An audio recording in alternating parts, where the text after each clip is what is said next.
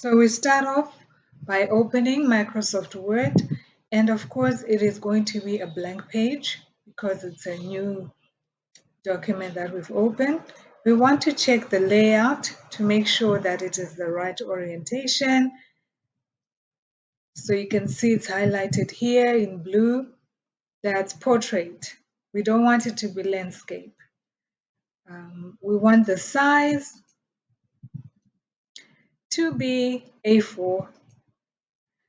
I usually, because when I edit books for people.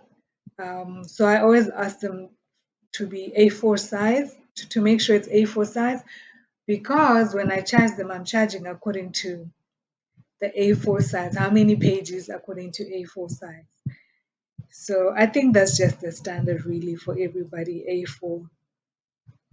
If you're going to print the document and it's an A4, that's like the standard paper for printing um, documents, basic documents. So it just makes sense. Instead of making it A3, it would be too big, a waste of paper, and maybe cost you a bit more to print. So when you have your A4 size page, what you can then do is to just start typing. So of course you start by saying chapter 1, like what I've done here, enter, enter, start writing. Once upon a time, and just let your creative juices flow and write whatever you want. You're not really worried about much at this stage, just making sure you are writing, you are saying something. And of course, you'll see the number of words here at the bottom of the screen. And make sure you're writing from left to right.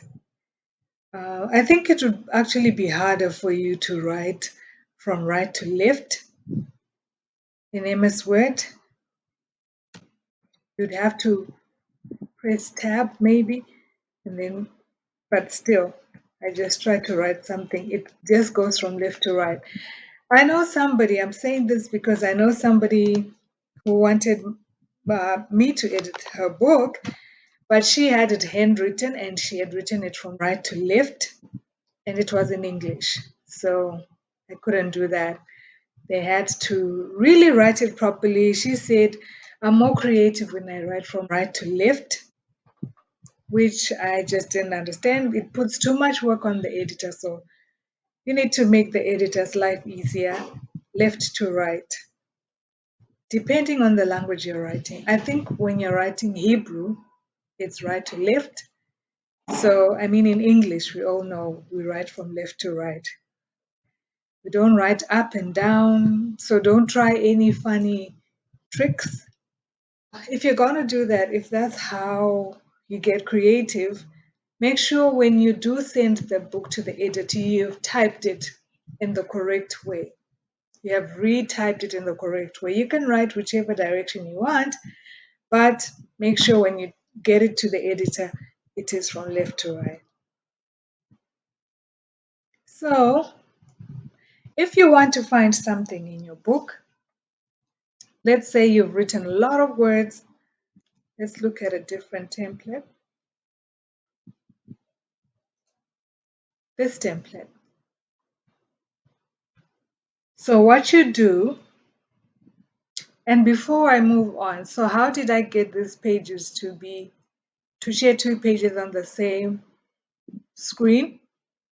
So what you do is you press the Windows button and then you press the right arrow or the left arrow, depending on where you want the page to be, on the left or on the right. So for this one, I pressed the Windows button and I pressed the left arrow.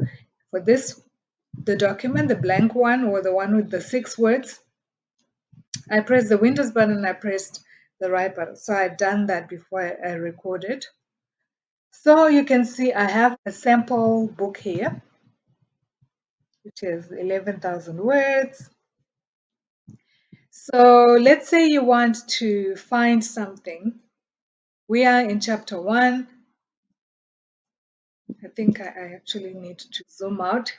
So I can actually show you the find button.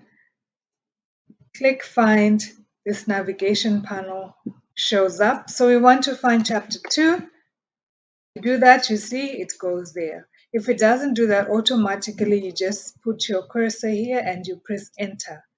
So you're on chapter 2. In case you don't want to scroll down to look for the chapter that you are currently doing, or you want to check for something, it might be certain words that you want to check to see if you've written them properly. You just type the word here to see if it's consistent. I do this when I'm writing character names. So with my first book, when I was writing the character names, it's so weird. It's probably weird, but I didn't have the names yet. I just knew I've got this story. I haven't decided what I want to call them because they had unique names. They lived in an ancient time, and I didn't want to use modern day names. So I was thinking of, I wonder what ancient, so I had to research ancient names, look around and see what kind of names I could give them. And so I had like code words for them. So when it came to changing the names at the end of the book, I had to look for the old name and then to replace it. So you can also use replace here. What are you replacing? So let's say chapter 2 name, you're going to change it to just chapter 2. You can say replace all. So in my case, with all the names that I had to replace all for that particular name. But in this case, we only have one chapter 2, but I'll just replace all anyway. We made one replacement. Do you want to continue searching for from the beginning? No, I don't want to do that. If you want to do that, you can do that. So now let's go back here. Now let's find chapter 2. So you see, the name has changed. Okay, so that's how you use the find button. And you might also want to add a blank page. So you see we've got chapter 2 here, we've got chapter 1 here. Maybe you want a page in between. So just put your cursor there and then click insert blank page. So let's check again, chapter 2, blank page, and chapter 1, the ending of chapter 1. All right, so maybe there's something you forgot to type that you want to add there. Oh, it could be that you want to add a table of contents.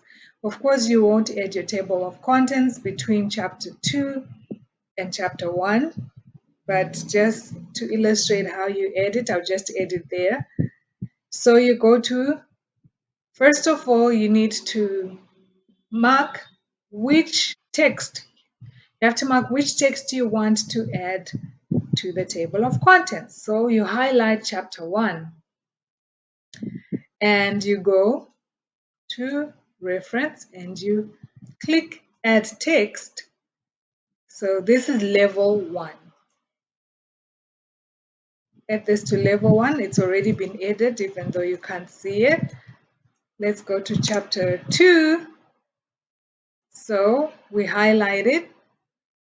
We're going to put it on level 1. Again, you can see there's this little arrow here. It is showing that you've added it to the table of contents. We can scroll to chapter 3, or you can just type and find chapter 3. Let's add that. Level 1, it's been added. And then we want to go back to the blank page. We want to add our table of contents. Here we are. We go to table of contents. And you can see here, we've got different formats. We've got automatic table and we've got manual table. So let's just pick the automatic one because we've already selected the text. We would like to add automatically. So you see contents And we've got the text already edited. 1, chapter name, chapter 2, chapter 3, and even the page numbers. So that's how you write your book. You can also update your table. You just click where it says contents, and maybe because sometimes people don't write chapter name, they will actually write the name of the chapter and just 1. Maybe you decide to change the name of the chapter, so you simply use this. Or if you want to change the format, you simply click there. So what happens is, let's say chapter 2 here, I don't want to call it chapter 2 anymore. I want to call it the journey. Okay, let's say 2, the journey. But here you see it's still chapter 2. So if I click update table, it changes to the journey. So that is the stage of writing your book. If you'd like to know more about the stages of writing your book, the stages that lead you to publishing your book, you can click the link that is in the description, and it will take you to a page where you see a self-publishing kit that you'll be able to use to get an idea of what it is that you are doing that's wrong, what it is that's missing, important information that you need as a writer to be able to publish your book. In case you haven't subscribed and you think this information will be useful, I will be posting more videos about self-publishing. So please click the subscribe button, the notification bell, so that you won't miss any upcoming videos.